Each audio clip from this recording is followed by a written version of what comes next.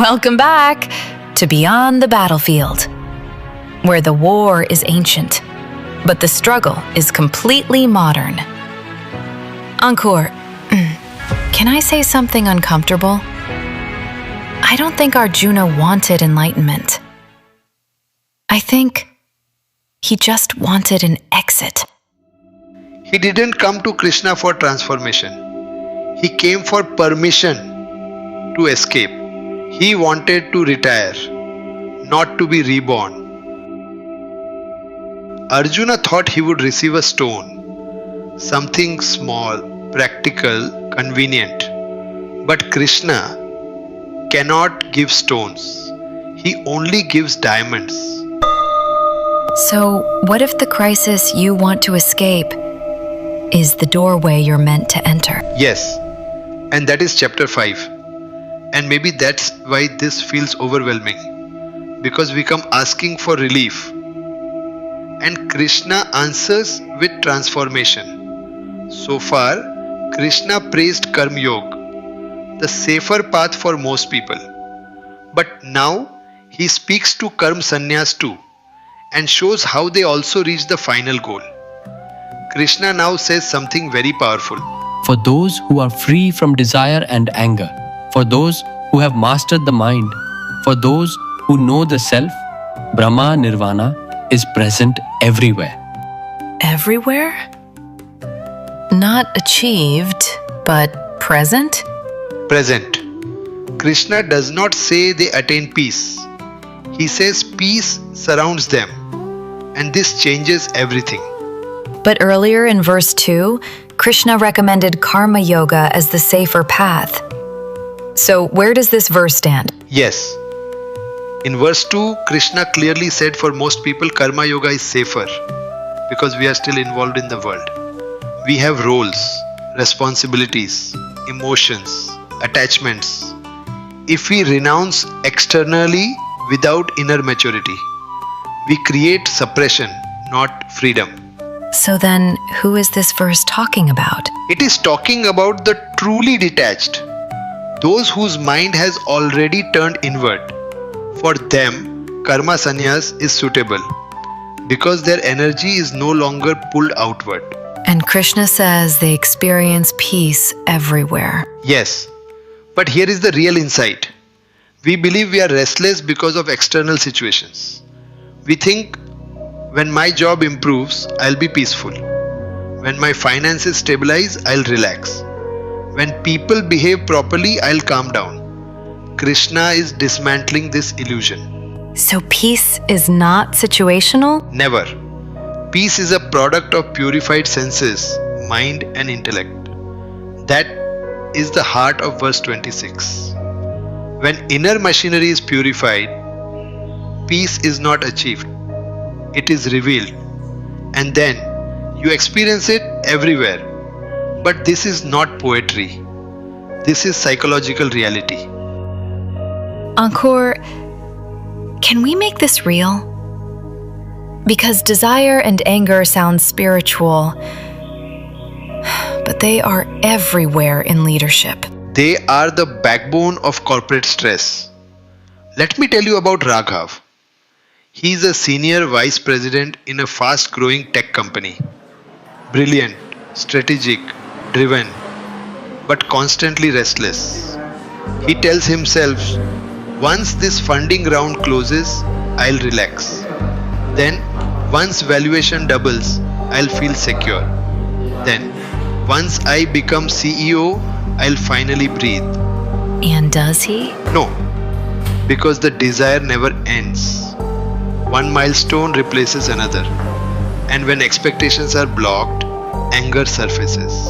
Anger at whom? At investors, at competitors, at his own team, at himself.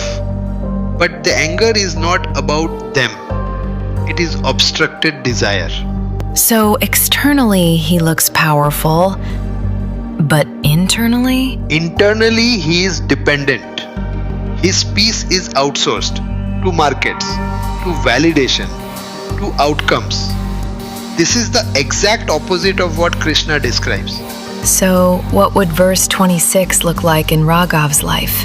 It would not mean he quits. It would not mean he becomes passive. It would mean something subtler. He continues to lead. He continues to act. But success is no longer his identity. And failure is no longer his collapse. So, desire becomes intention, not addiction? Yes, Osho would say the energy remains, but the direction changes. Ambition becomes contribution. Drive becomes clarity. Competition becomes excellence. Anger becomes firm decision making. Peace becomes independent of quarterly results.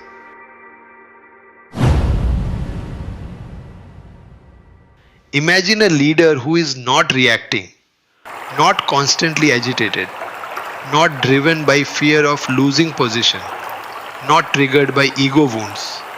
That leader becomes stable, and stability creates trust.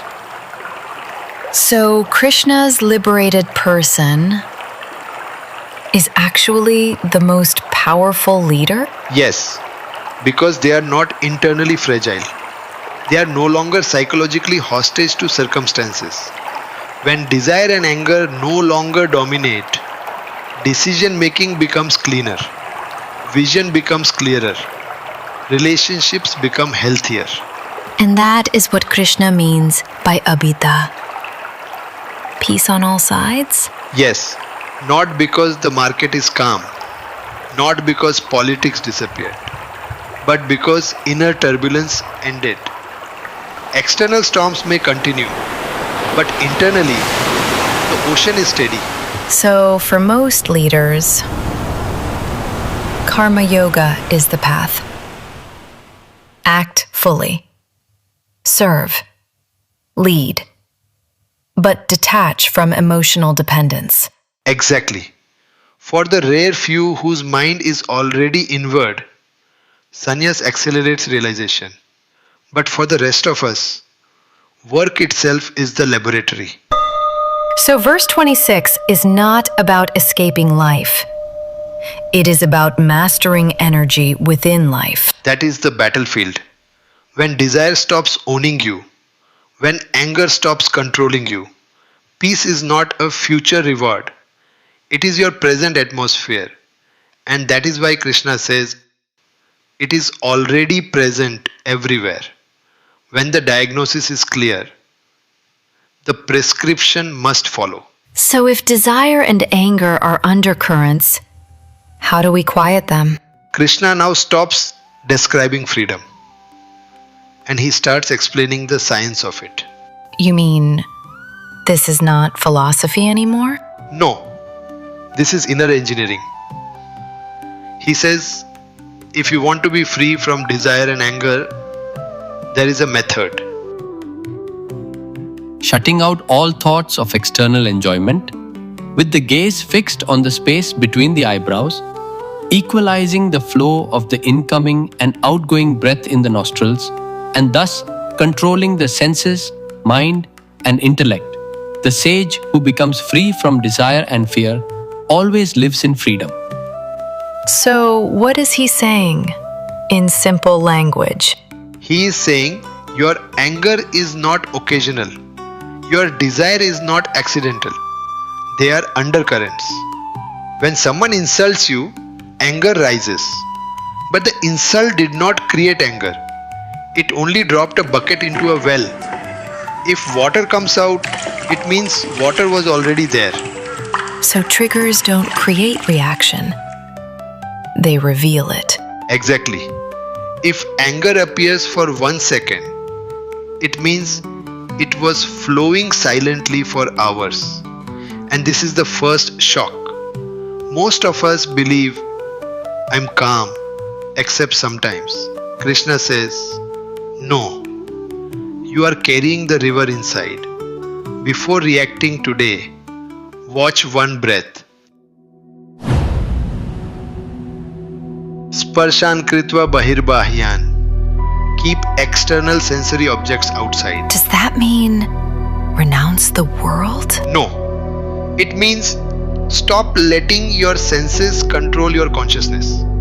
In leadership terms, if one tweet ruins your stability, if one market fluctuation hijacks your mind, you are outwardly dependent. Withdrawal means attention becomes voluntary, not reactive. Step 2. Centering awareness. Chakshushyavantare bhruvo. Bring attention between the eyebrows. That sounds mystical. It's psychological. This is Agya Chakra, the center of will. For Arjuna, a warrior, Krishna directs him to his strongest faculty, resolve. When attention gathers here, energy stops scattering. You become integrated. When attention scatters, desire multiplies. When attention gathers, clarity increases. Step 3. Breath balance. Pranapano samo kritva. Balance inhalation and exhalation. Why breath? Because breath is the bridge. When you're angry, breath is disturbed. When you're afraid, breath tightens. When you're anxious, breath shortens. Osho reveals something profound. There are two tiny gaps in breathing, one after inhalation, one after exhalation. For a microsecond, breath is neutral. In that gap, mind is neutral. If awareness is present there, duality pauses. And when duality pauses, the undercurrent weakens. So freedom hides in a gap? Yes, not in fighting anger, not in suppressing desire, but in awareness of equilibrium. Step 4. Mastery of mind and intellect. Yatendriya manobuddhi. Control of senses, control of mind, control of intellect. What does control mean here? Not repression. When you see anger clearly, it loses unconscious power. When you see desire clearly, it weakens. Osho warns, repression creates volcanoes. Awareness creates transformation. Why fear? Because fear is the shadow of desire. If I desire status, I fear losing it. If I desire praise, I fear criticism. If desire dissolves, fear collapses. And without fear, anger fades. Can you give me a modern example? Imagine a CEO, market crashes, board pressures, media questions. If his breath is shallow, if his attention is scattered, if his identity is attached to valuation, he reacts. He snaps at his team. He makes defensive decisions. He justifies anger. He rationalizes fear. And the centered leader? He withdraws, not physically, internally. He balances breath. He pauses in the gap. He gathers awareness. He watches the fear rise and fall. Then he responds, not from undercurrent, but from clarity. And this is the final line. Sada mukta eva sah. He is always free. Not sometimes. Not during meditation only. Always. Because the well is dry, bucket falls, nothing rises. So freedom is not escape. Yes, when the underground river of desire stops flowing, peace is not created, it is revealed. When inner turbulence settles, one final question remains. Who is this life offered to? Chapter 5 ends with a declaration, and it is stunningly simple. He who knows me as the enjoyer of all yajna and tapas, as the supreme lord of all worlds and the friend of all beings, attains peace. That sounds devotional. But it is also psychological. and deeply relevant to leadership. Krishna gives three recognitions. First, Bhoktaram Yagyat Pasam. I am the enjoyer of all sacrifice and discipline. When you act, when you struggle, when you sacrifice, you are not the ultimate claimant. Osho explains this beautifully. The ego wants ownership. I did it. I built this. I sacrifice. I deserve. But Krishna says, all action, a larger cosmic movement. You are participant, not possessor. So, surrender dissolves egoic ownership? Yes, and without ownership, anxiety reduces. Now, second shift, Sarvlok Maheshwaram. Krishna says, I am the Lord of all worlds. This means you are not running the universe. That should relax a lot of leaders.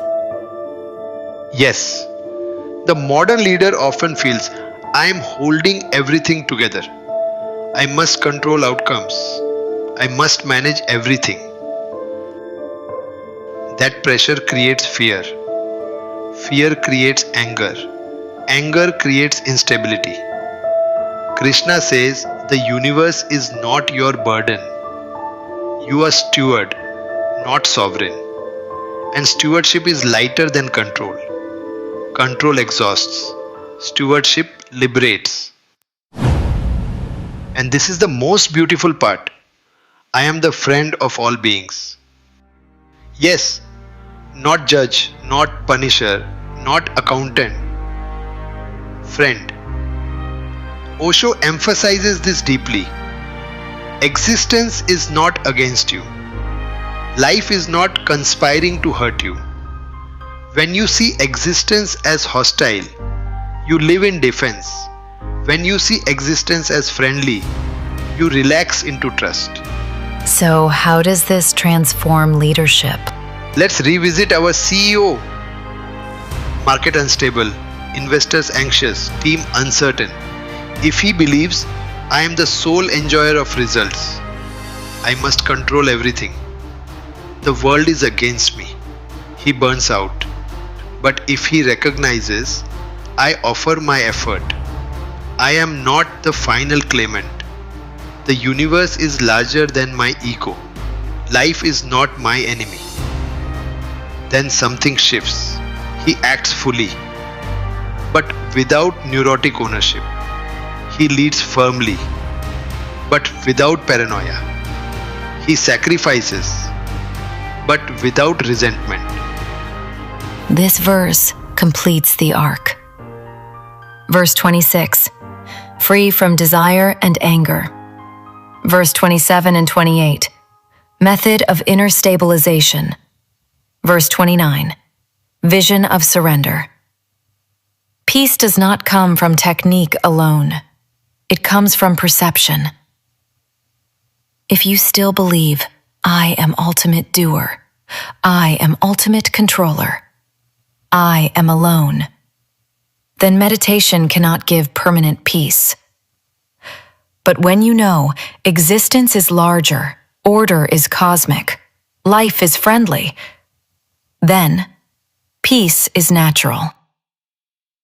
Then comes the final line. Jatva ma shanti mrichati. Knowing this, one attains peace. When ego drops, when control obsession drops, when hostility perception drops, peace remains. So chapter 5 ends here, from renunciation to action, to meditation, to surrender. This is not withdrawal from leadership. It is purification of leadership. So, this completes chapter 5. And what a chapter it has been. Krishna has revealed the entire alchemy of acting fully, being immersed in action, and yet remaining free. So this chapter is not about escaping karma. It is about transforming it. Exactly. Osho says something powerful here. Each chapter of the Gita is complete in itself. If even one chapter enters your blood, your bones, your breath, you don't need the rest. If this chapter truly lands, if action without ego, if breath with awareness, if surrender without fear becomes your lived reality, then chapter 6 is unnecessary. But Arjuna didn't absorb it fully, so Krishna had to continue. So the real question is, did we absorb it? Because this wisdom cannot be understood intellectually. Intellect can break illusions, but it cannot make you walk. It can remove false beliefs, but it cannot give you freedom. You must move. If your hands were chained and I break the chains, but you refuse to stand, you remain bound. So what do we do now? Take one step, just one. Don't aim for enlightenment. Don't aim for perfection. Take one conscious action, one aware breath, one ego-free decision, one fearless conversation. 1,000 miles is meaningless before a single step, and one step begins the journey. Walk, flow, live what you heard. Otherwise, chains gather again.